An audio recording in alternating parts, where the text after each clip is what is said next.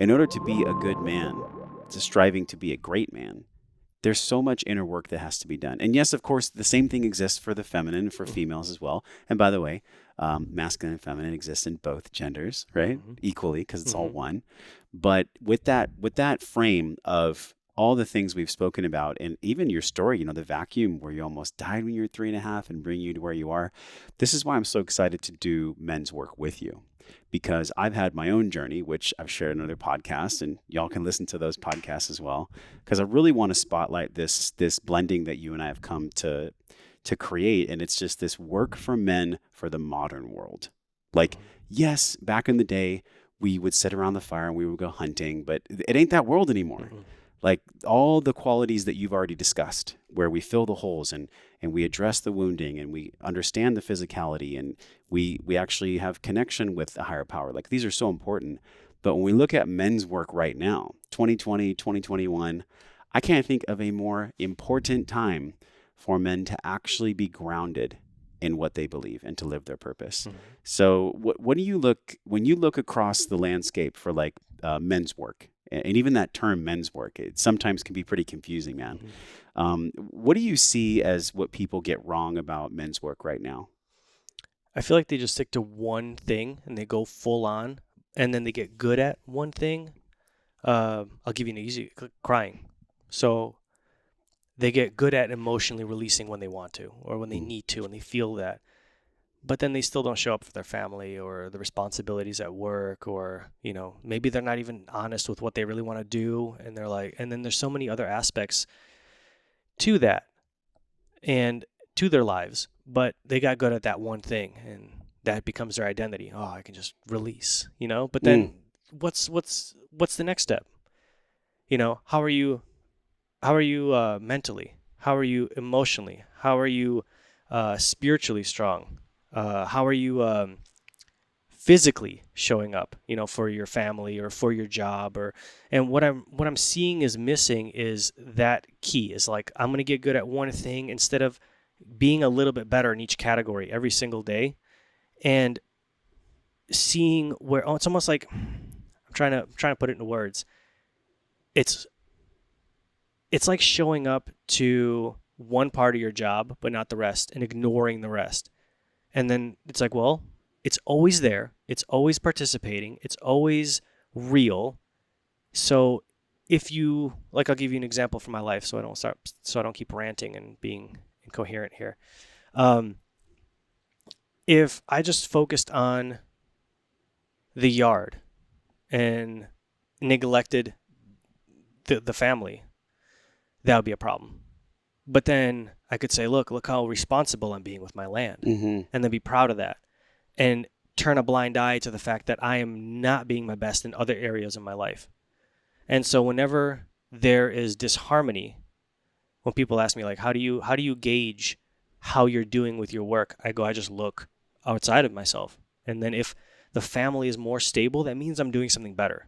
And yes, that means they can have their own problems, but it's how they relate to them and how I relate to them and how they relate to me is my report card. And the same thing with the trees, and the same thing with my animals, and the same thing with clients and work and everything. And that's my report card, is how are people relating, and how is my environment shaped up? I mean, I'm clearly doing somewhat of a good job because Yes. you're willing to be my friend. And Yes.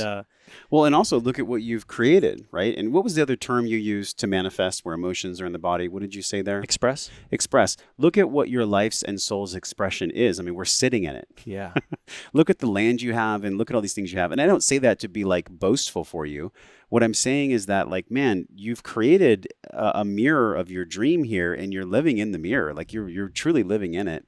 And I think most men, whether you're like, or if you're a woman with us right now, and you're with a man who's striving to be the best man he can be, I think we all have like these huge aspirations and dreams and things that we want. But wanting something and desiring it and actually like embodying the skills and virtues to achieve it is really what we're talking about. And it's really totally different than just the desire. So once you're clear on the dream, which is what you helped me with, and honestly, part of why we're sitting here, Then comes the real work to embody it, and that's when the universe and God brings in the unique challenges. It really pains me to see when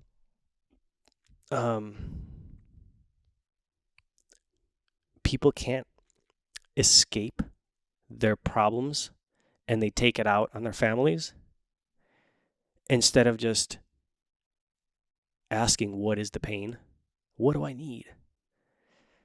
And truly finding that out and then being able to participate in that. And if you have an unsupportive partner, if you're like, I need a day a week to just, how about I take Saturdays, you take Sundays, you watch the kids, and I'll watch the kids Saturdays. And so, because I need a day. Yeah. And to just do whatever I want, obviously respectfully to our relationship or to my, whoever you're with. Or if you're by yourself, it's even easier.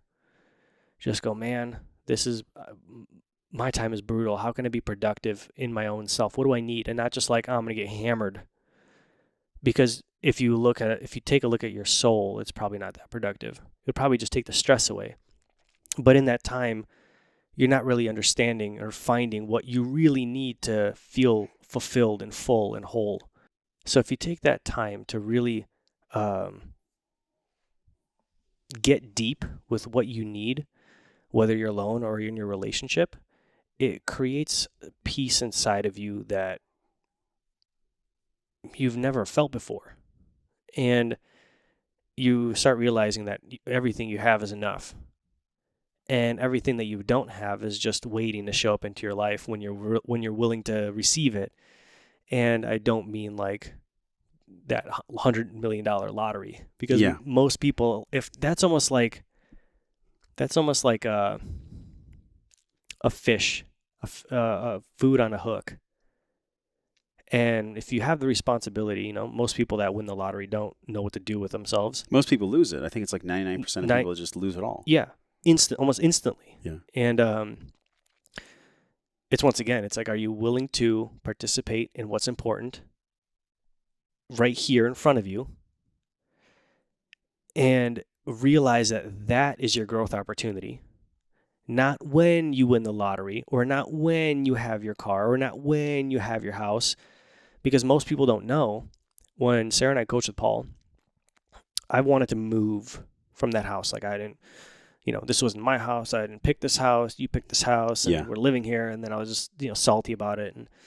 And then we weren't doing very good because I was always thinking about a new house. And I want to pick something. And my poor masculine was like, my masculine boy was like, I want to participate. I don't like my room, man. Yeah. And I was like, I don't want to spend all this time and money and work and blood, sweat, and tears into making this house. And then after realizing that didn't matter, and then I switched and I said, you know what? If we live in here for 5-10 more years, I want to make the best of it. And then everything changed. Literally everything changed. But it wasn't saying the words. It was coming to terms and being honest with that. It was a true, I'm okay to live here. And I'm going to make this my home. Whether I have to drag everyone through it, and get new curtains or new car. I'm going to make this livable for me. And I'm going to create a routine, and I'm going to create harmony here. And we're going to create harmony here. Let's just dive into this. And I'm going to stay home, and I'm going to pay attention with the kids, and I'm going to be present. And that's what's important from now on, not getting a house. And then 2 years later, we moved. I just had a moment when you were talking, almost like I popped out of the Matrix and I came back in, and I saw Neo's hand come up, where at the very end where they shoot the bullets at him, and he just simply calmly just says, no. He just puts his hand out, And that's what I think happens when we've gone through enough pain, is we just simply say no. I'm tired of lack. I'm tired of pain. I'm just, it's not what I want to experience anymore. And then that gets tested. And that's where I think real men are forged, right there.